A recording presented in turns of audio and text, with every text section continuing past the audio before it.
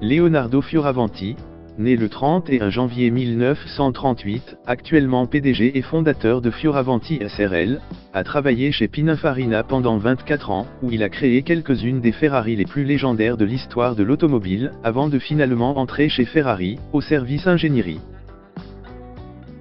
Diplômé en ingénierie mécanique de l'école polytechnique de Milan, il s'est spécialisé dans la conception de carrosserie et l'aérodynamique. Lorsqu'il rejoint Pininfarina en 1964, il travaille en tant que designer pour le carrossier de légende, et gravit ensuite les échelons jusqu'à devenir le designer en chef de l'entreprise.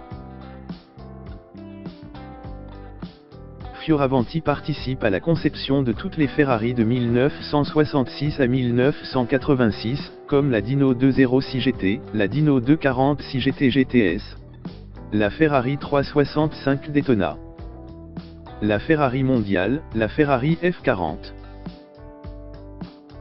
le concept car Ferrari P5 et P6,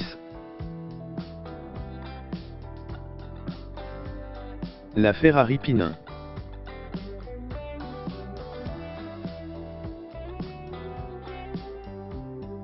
la Ferrari Berlinetta Boxer,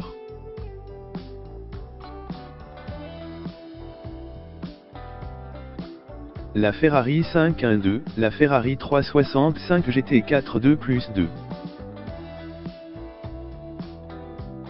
la Ferrari 308, la Ferrari 328, la Ferrari 288 GTO,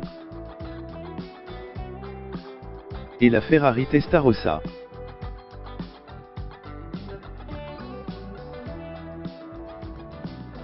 En 1987, il fonde son cabinet d'architecture et de design, Fioravanti SRL, à Moncalieri, près de Turin, où il conçoit quelques pavillons au Japon, dans la région de Tokyo. En 1988, Enzo Ferrari le recrute au poste de directeur général adjoint de l'ingénierie Ferrari. Après quelque temps, il devient le directeur général de Ferrari Ingénierie. Suite à la reprise totale de Ferrari par le groupe Fiat en 1989, il devient directeur du style avancé du groupe en 1990, puis directeur du design chez Alfa Romeo. À partir de 1991, il se consacre entièrement à son activité et produit de nombreux concept cars. La Fioravanti Sensiva de 1994, la Ferrari Fioravanti F100 de 1998, pour honorer le 100e anniversaire de la naissance d'Enzo Ferrari, l'Alfa Romeo Fioravanti Evola de 2000, la Fioravanti Yak de 2002, la Fioravanti Kit de 2004, la Fioravanti Hydra de 2008, la Fioravanti Skill de 2006, la Fioravanti LF1 de 2009, la Beck 900 Fioravanti de 2013, en font partie. Monsieur Fioravanti est désormais à la tête de Fioravanti SRL, exposant fidèle au Salon de l'Automobile de Genève.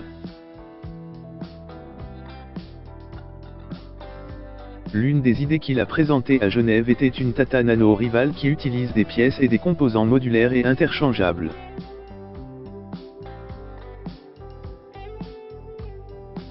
Quelques années plus tôt, il avait présenté un modèle qui, grâce à son aérodynamisme et à l'écoulement de l'air sur le véhicule, éliminait le besoin d'essuie-glace.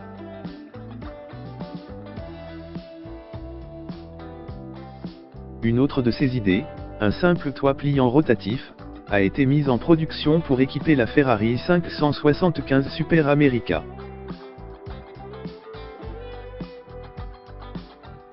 Ses deux fils, Matteo, architecte et Luca, avocat, travaillent désormais avec lui chez Fioravanti SRL.